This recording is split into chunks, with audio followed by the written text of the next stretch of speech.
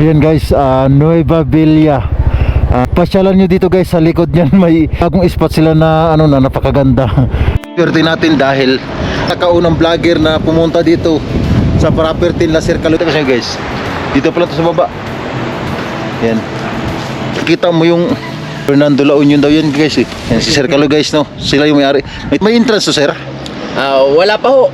Yan. Sa ngayon, pero pag natapos na po lahat, baka maningil lang po kami, baka 20 pesos per head ho. Yan yun guys, yun yung kagandahan dito. Totally guys, hindi pa naman talaga ano to, tapos talaga. Pero mamaya papakita ko sa inyo guys kung gaano kaganda tong Nueva Villa Eco Farm.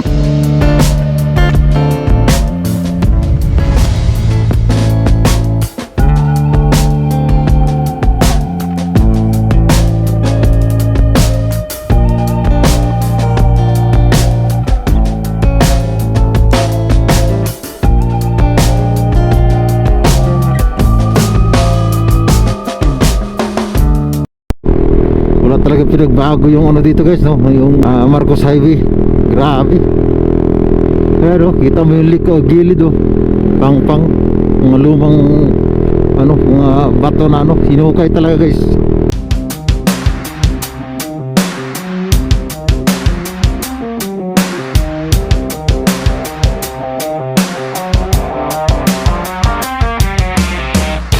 Takot yung mga sasakyan, sasabayan ka.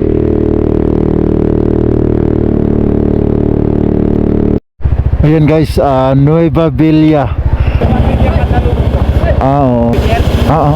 Binigyan ko na sila boy.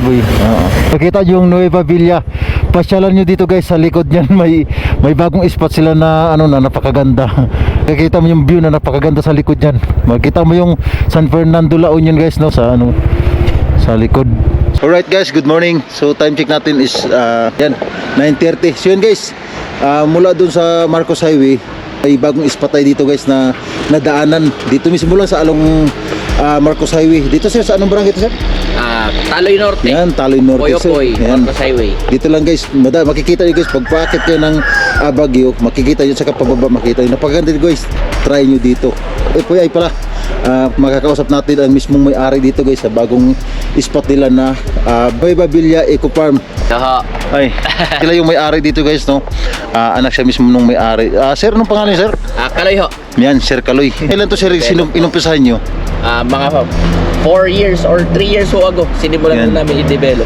Yan guys no. May exact date na ba to sir kung kailan Wala pa ho kasi iniinot-inot pa lang ho namin yung pagpapadevelop. So yan guys no. Sir, may entrance to sir? Wala pa ho. Yan. Sa ngayon, pero pag natapos na po lahat, baka maningil lang po kami, baka 20 pesos per head ho. Yan yun guys, yan yung kagandahan dito. Totally guys, hindi pa naman talaga ano to, tapos talaga. Mamaya papakita ko sa inyo guys kung gaano kaganda na yung baba. Yan guys no, nagpapaalam tayo kay Sir Kaloy na may vlog natin. First time siguro no sir? First time dyan. Napakaswerte natin dito guys kahit tayo pa lang ang vlogger dito. Ano, kukuha ng video. Yan Sir Kaloy sir, thank you sir no. Salamat sir. Swerte natin dahil pinayagan tayo. Of course yung pinakaunang vlogger na pumunta dito sa property na Circle. Totally guys, hindi pa naman to tapos to mismong Nueva Villa Eco Farm. Yan o, makikita nyo guys o, napakaganda yan o. Yan guys, di ba? Pwede yun, daming pasyalong, gaganda o. Yan guys, marami pang ilalagay sila daw na mga parang upuan. Kung may mga jowa kayo or asawa kayo or magpahangin guys, punta kayo dito sa Nueva Villa Eco Farm nila Sir Kaloy. Siya yung may-ari guys. Ganda oh, di ba guys? Ang ganda, grabe. Hindi pa to tapos eh. Ang ganda. Oh, pakita ko sa inyo guys. Dito pala to sa baba. Yan. As per ni Sir Kaloy guys, is may mga alaga para silang baka dyan sa baba. Swerte na dito dahil may ganito silang spot dito mismo sa pagmamayari nila sa property nila. Yun yung kagandahan dito guys. Dito lang to guys sa along Marcos Highway. Kung papunta kayo, view pa lang dito guys, solid na solid. Napakaganda. Tapos pakita yan oh, kitang kita mo yung yan, La Union yan eh. Dagat yan guys oh. San Fernando La Union daw yan guys eh. Di ba? Tapos yun yung Baguio. Dito yung Baguio. Makita natin yung Baguio dito. Pakita ko sa inyo guys. Ongoing pang ginagawa nila. Pero napakaganda na. Napakalinis. Maganda kasi tingnan guys kasi puro puti yung pintura nila. Yan oh. Pag natapos to guys, ito. Yan. Ito guys is ano daw to dito? Ginagawa to malaking heart daw to.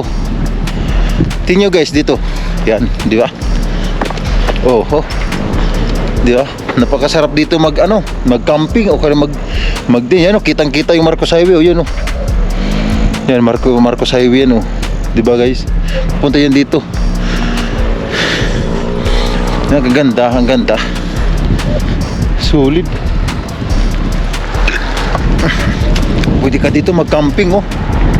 Kung sakasakali guys no. May malaki pang ano dito. Yan. Hollywood guys no, ginaya nila. Akala ko kanina nakita ko kanina doon guys is Bollywood dal. Ito yung Bollywood. Sabi ko posible naman Bollywood. Wala man dito nasa alam ko kasi nasa La Trinidad yung Bollywood eh. Tapos ngayon mayroon ganito rin. Di ba guys? Ang kagandahan dito kasi kung once na dito, once na mag-open to sila sir, sana magkaroon din sila ng tent pitching. Maganda dito mag-camping guys. Napakasarap. Pagising mo ng umaga, ganyan makikita mo sa harapan no. Di ba guys? Ayan. Makita mo. So, ito na yun. Ito na yung final. So, yan. The Bollywood.